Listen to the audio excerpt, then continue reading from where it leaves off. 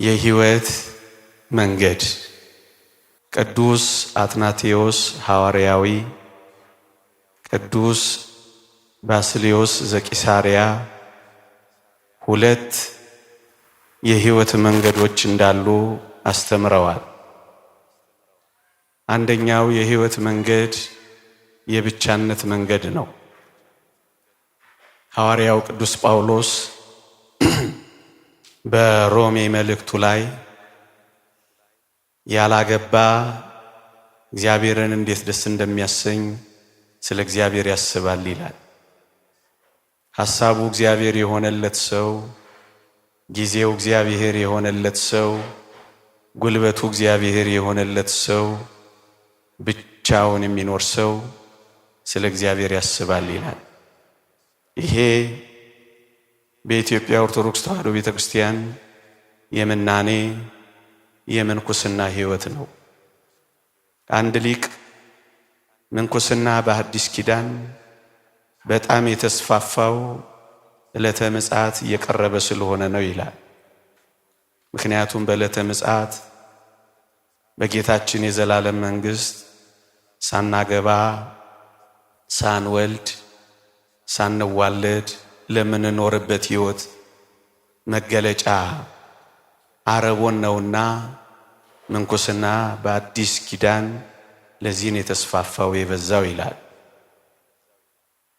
ይሄ የብቸኝነት ሕይወት ነው። ንዑድ ክቡር የሚሆን ሐዋርያ ጳውሎስ ሲሆን እንደኔ ብትሆኑ ወድ ነበር ያለው ይሄ ነው። ሐሳቡም ጉልበቱም ጊዜውም ለእግዚአብሔር የሰጠ ይሄ ብቻነት አንዱ የሕይወት መንገድ ነው። ሁለተኛው የሕይወት መንገድ ደግሞ ይሄውና ጋብቻ ነው።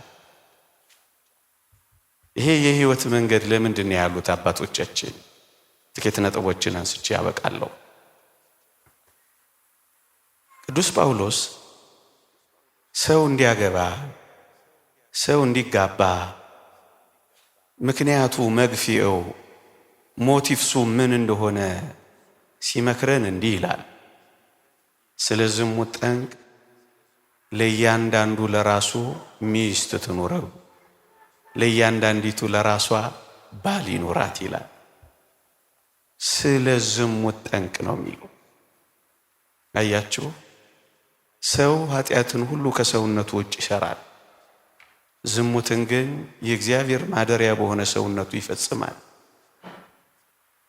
ይሄንን በመፈጸሙ ከሕይወት መንገድ እንዳይወጣ፣ ከጽድቅ እንዳይባረር፣ ከመንግሥተ ሰማያትን እንዳያጣ፣ ከሕይወት መንገድ እንዳይወጣ ስለ ዝሙት ጠንቅ ያግባ ነው የሚለው። ለዚህ ነው እግዚአብሔርን እንዳናጣው የሕይወት መንገድ ተደርጎ የተሰጠ እጅግ ከባድ ከሆነው ኃጢአት ከዝሙት መጠበቂያው የሕይወት መንገዱ ይሄው ጋብቻ ነው። አንደኛ። ሁለተኛ እዚህ ላይ እንድናስተውለው የሚያስፈልገው የተወደዳችሁ ክርስቲያኖች ስለ ዝሙት ጠንቅ ለእያንዳንዱ ለራሱ ሚስት ትኑረው ነው ያለው። ይሄ ምን ያሳያል ካላችሁ ንጹሕ የሆነ ሩካቤ በባልና በሚስት ውስጥ የሚፈጸም ነው። ሕይወት ያለበት ይህ ጸጋ በባልና በሚስት ውስጥ የሚፈጸም ብቻ ነው። ለዚህ ነው እጮኛ ማለት አቅቶት አይደለም፣ ደጋግሞ እጮኛ ብሏል ቅዱስ ጳውሎስ። ስለማይፈጸም ገርል ፍሬንድም ቦይ ፍሬንድም ሳሳ አርጌ ልናገረው የማይፈጸምበት ስለሆነ ነው። ለእያንዳንዲቱ ለራሷ ባል ይኑራት፣ ለእያንዳንዲቱ ለራሱ ሚስት ትኑረው ያለው ለዚህ ነው የመጀመሪያው የሕይወት መንገድ ከዚህ ኃጢአት መጠበቂያ ስለሆነ ነው ወገኖች። ሁለተኛው እግዚአብሔር እንድንጋባ ይጠየቅ። እግዚአብሔር አግቡ ያለን ለምንድን ነው ካላችሁኝ፣ እንበላለን፣ እንጠጣለን። ተፈጥሯዊ የሆኑ መነሳሳቶች ተፈጥሯዊ ስለሆኑ ይነሱብናል። እነዚህን ጾሮች ድህነት ባለው መንገድ በጽድቅ ሕይወት ለመፈጸም ራሳቸውን ለመግዛት እንዲችሉ ያግቡ ነው የሚለው። አንደኛ ቆሮንቶስ መልእክት ምዕራፍ 7 ቁጥር 9 ራሳቸውን መግዛት ባይችሉ ግን ያግቡ ነው የሚለው። ራሴን መግዛት አልቻልኩም፣ አግቡ ነው የሚለው እግዚአብሔር። ራሳችንን ባለመግዛት ከጽድቅ ሕይወት እንዳንወጣ፣ ከመንግሥተ ሰማያት እንዳንባረር፣ ከእግዚአብሔር እቅፍ እንዳንጣል ራስን የመግዣው የሕይወት መንገዱ ይኸው።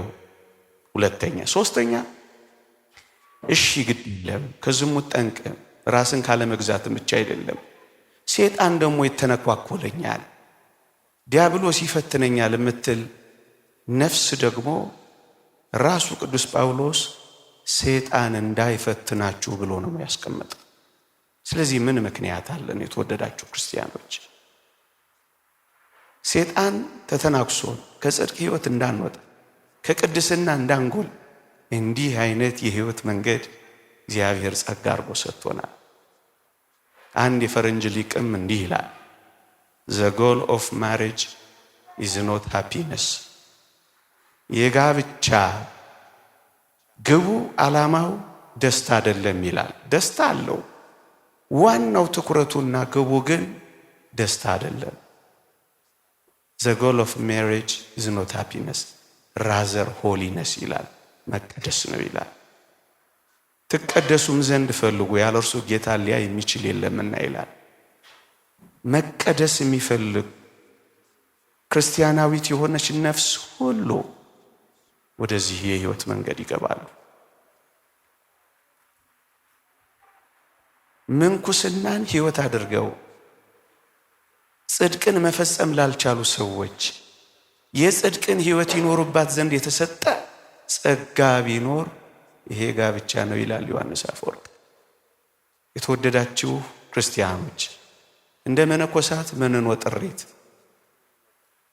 እንደ ባህታውያን ተጋርሎ፣ እንደ መናነያን ትጋሃ ሌሊት የሌለን በጣም ደካሞች ጽድቅን እንዴት አድርገን እንፈጽም፣ የንጽህናን ሕይወት እንዴት እንኖር ካላችሁ መጋባት በሁሉ ዘንድ ክቡር መኝታውም ንጹሕ ይሁን ብሎ ይዘጋዋል።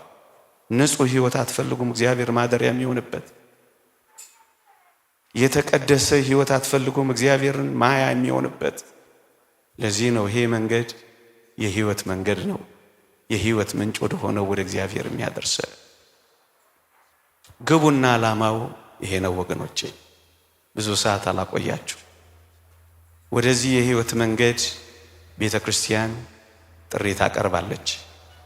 ቅዱሳት መጻሕፍትም ይሄን ይመሰክራሉ። ሌሎች ዓላማ ያይደሉ ዓላማ የሚመስሉ ነገሮች አሉ። ከነሱ ተጠብቀን ወደዚህ የጽድቅ ሕይወት እንድንመጣ እግዚአብሔር ጥሪ ያቀርብልናል። ልጅም ቢሆን በአዲስ ኪዳን ዋና ነገሩ አይደለም ይላል። ያስፈልጋል፣ ዋና ነገር ግን አይደለም። ምክንያቱም ልጅ ሊመጣ የሚሄድ ሊገኝ ሊቀር የሚችል ነገር ነው። ይሄን ትኩረት አድርገው የገቡ ሰዎች እንዳይፈተኑ ነው። አንዳንድ ሰዎች ልክ ነው ማግባት ጥሩ ነው፣ ግን ባልና ሚስት ዝም ብሎ ባል ይገኛል፣ ዝም ብሎ ሚስት ይገኛል ብለን ልናስብ እንችላለን። አንድ የአባቶቻችንን ትምህርት ምክር ጠቅሼ ላብቅ። እግዚአብሔር የትዳር አጋር እንዲሰጥ ጸልይ። በመጸለይህና እግዚአብሔርን በመጠየቅ አክብረኸዋልና እግዚአብሔርም የትዳር አጋር ሰጥቶህ ያከብረሃል ይላል። እግዚአብሔር ያከብራል።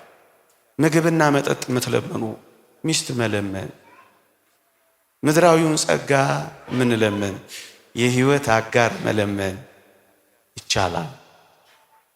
ስለዚህ እግዚአብሔርን እንጠይቀው። ሀብትና ባለጠግነት ከአባት ከእናት ይወረሳል።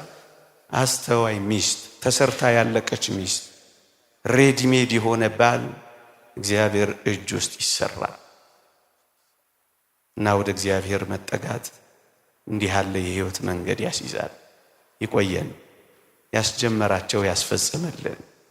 ብዙ ፈተናዎች አሉ። በእነዚህ ፈተናዎች መካከል እግዚአብሔር ያሳልፍልን።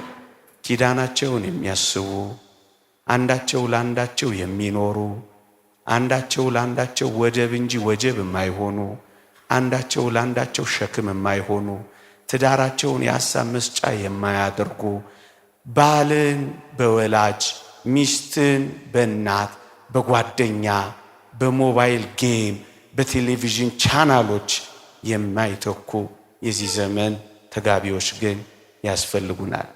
ይቆየን። የእግዚአብሔር ቸርነት፣ የእመቤታችን አማላጅነት፣ የቅዱሳን በረከት ረድኤት ለሁላችን ከሁላችን ጋር ይሁንልን። አሜን።